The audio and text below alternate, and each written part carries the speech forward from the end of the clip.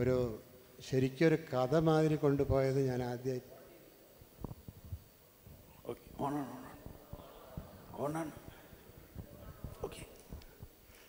യോഹന്നാൻ്റെ സുവിശേഷം ഈ 21 അധ്യായങ്ങളും ഇങ്ങനെ കഥ മാതിരി കൊണ്ടുപോയത് ഞാൻ ആദ്യമായിട്ടാണ് അങ്ങനത്തെ ഒരു അനുഭവത്തിലേക്ക് വരുന്നത്.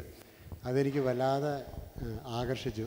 അപ്പോൾ നമ്മുടെ സുവിശേഷങ്ങളും ഒക്കെ വായിക്കുമ്പോൾ അങ്ങനത്തെ ഒരു സ്റ്റോറി ബോർഡ് ഉണ്ടാക്കിയിട്ട് വായിച്ച് പോവുകയാണെങ്കിൽ അത് വായിച്ചെടുക്കാനും ഒരു ആസ്വാദ്യത ഉണ്ടാവും.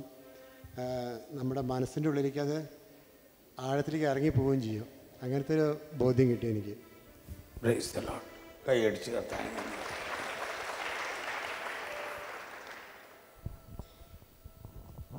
Praise the Lord.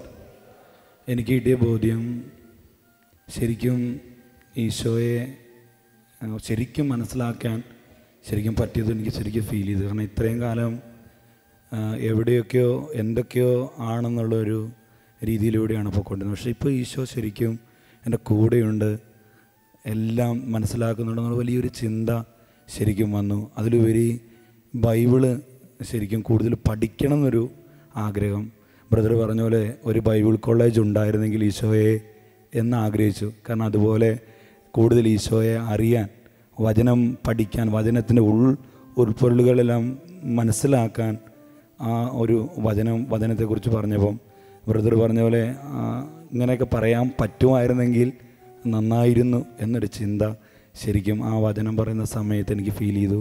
കൂടുതലായിട്ട് വചനം കൂടുതൽ പഠിച്ചാൽ കൊള്ളാമെന്നും വരും തലമുറയെ ഇങ്ങനെ പഠിപ്പിച്ചെടുക്കുന്ന ഒരു കോളേജിന് വേണ്ടി ഒരു ആഗ്രഹം എൻ്റെ ഹൃദയത്തിൽ വന്നു. ഈശോയ്ക്ക് നന്ദി പറയുന്നു.